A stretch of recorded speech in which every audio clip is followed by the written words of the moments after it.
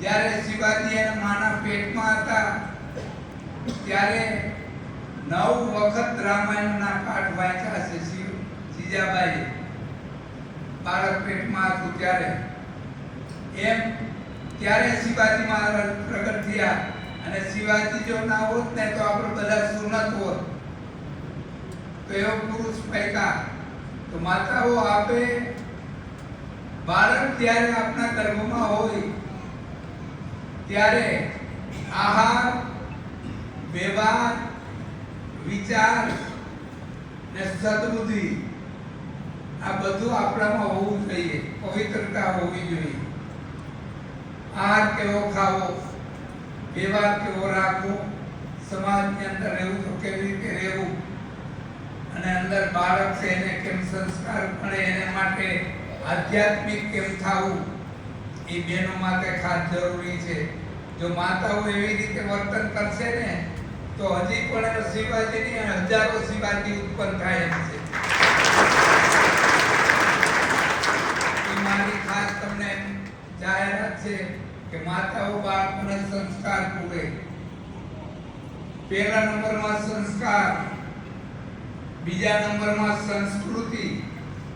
આપણે હિન્દુ છે એવું એક મગજમાં રાખીને હિન્દુત્વને માટે થઈ, દેશને માટે થઈ અને જે કાંઈ બલિદાન આપવું પડે એના માટે તૈયારી હોવી જોઈએ. એટલે આપણી સંસ્કૃતિ જળવાઈ રહેવી જોઈએ. આપણે રાજપૂત છીએ, રાજપૂતને કઈ રીતે જીવવાનું, કેવી રીતે રહેવાનું, કેવી મર્યાદા રાખવાની, આ બધું જાણવાનું છે. જે વડવાઓ વયા ગયા તો એના પ્રણાલિકા આપણે તૂટે નહીં. એના માટે એના રસ્તે એના પગલે પગલે હાલવું એ આપણી બધાની ફરજમાં આવે છે. એટલે સંસ્કૃતિને જાળવવાની, સંસ્કાર, સંસ્કૃતિ, અને ત્રીજા નંબરમાં શિક્ષણ. શિક્ષણ બધાને, બેન દીકરીઓને, બાળકોને બધાને ભણાવો. આજે જમીનના વીઘા ઓછા થતા જાય છે ને વસ્તી વધતી જાય છે. જો આપ બાળકોને નહીં ભણાવો તો એક દિવસને સમયે મજૂરી કરવા જવું પડશે એવો વખત આવશે. તમે યાદ રાખજો. જો બાળકોને ન ભણાવ્યા ને બાળકો જો અભણ રહી ગયા ને એમને રહી ગયા ને તો એને પારકી મજૂરી કરવી પડશે. આમાં કાંઈક નોકરી મળી જશે તો એનો રોટલો થઈ જશે. એટલે ઘણું શિક્ષણની ખાસ જરૂર. સંસ્કાર, સંસ્કૃતિ અને શિક્ષણ. ચોથું સંગઠન. આપણું એક સંગઠન હોવું જોઈએ.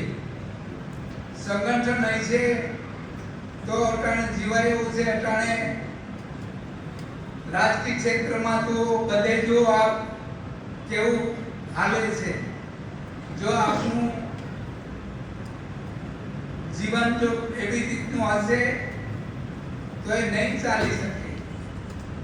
સંગઠિતતા રાખો. આપણે એક સહી, એક જ માના પુત્ર છે એવું એક ધરતી માતા માટે અમે પ્રગટ જન્મા છીએ અને ધરતી માતા માં અમારી છે. આવું એક જીવનમાં રાખી અને સંગઠન કેમ રહીએ, એ સંગઠન તૂટે નહીં એને માટે કોશિશ કરવી એ આપણો રાજપૂતનો ધર્મ છે. આ ચાર વસ્તુને જાળવી રાખીએ એનું નામ હાચા રાજપૂત કહેવાય.